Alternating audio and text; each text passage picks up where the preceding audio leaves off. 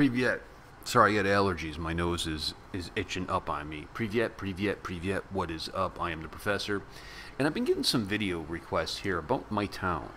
We want to know about your town. Where do you live? And it ranges from like general information, folklore, anything like that. And I want to share, I think what I'll do is I'm going to do some videos telling you about Mesa and some of the folklore here.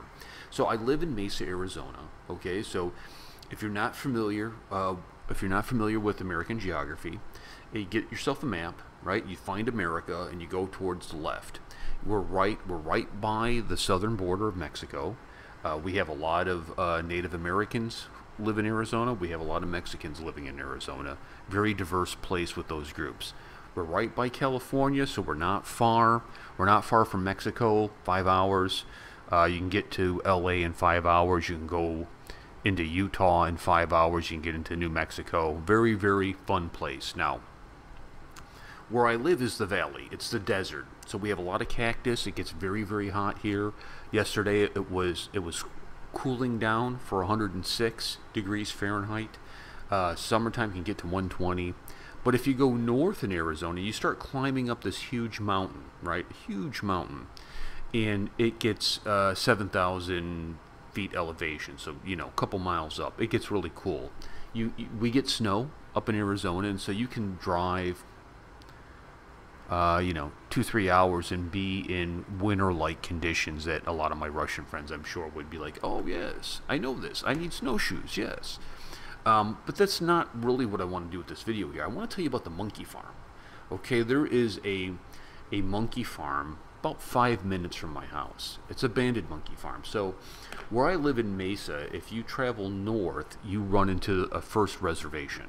Right, Arizona has a lot of reservations on it, and that's federal land that the American government said to the Indian people, you know what, we kind of treated you poorly. Here is land for you. It's your own country. Do what you want to, basically. And they kind of do. So they get casinos, and they do some different stuff there. So as you travel north of Mesa, and you hit this area of Salt River, which is Indian Reservation, there's an area that's marked as private property, reservation land, government land, and a utility company, which is very weird. 4 people say this is our area, and it all kind of comes together, and do not trespass, do not trespass.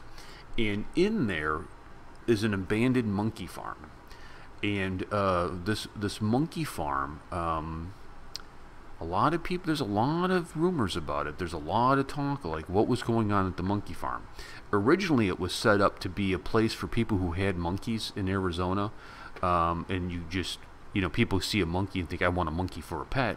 They get the pet monkey and they're like, oh, damn, this thing is crazy. I can't do this.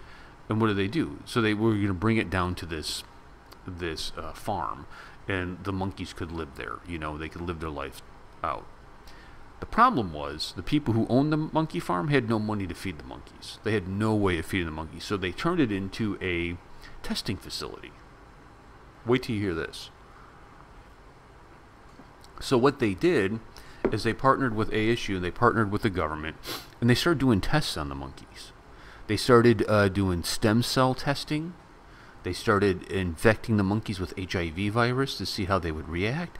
They started doing all kinds of experimentations, and then the place just disappeared. It's supposed to be abandoned. It's supposed to be nothing's going on there.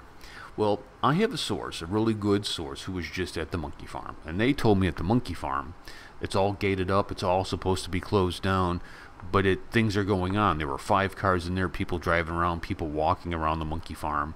And, the rumor is that the monkey farm is really a black ops site, that the government is there doing experiments on people, really, and reports of blood everywhere on the walls, on the cages. Now, the other thing, too, where I live at, what's around me, right, is a lot of military, a lot of defense contractors.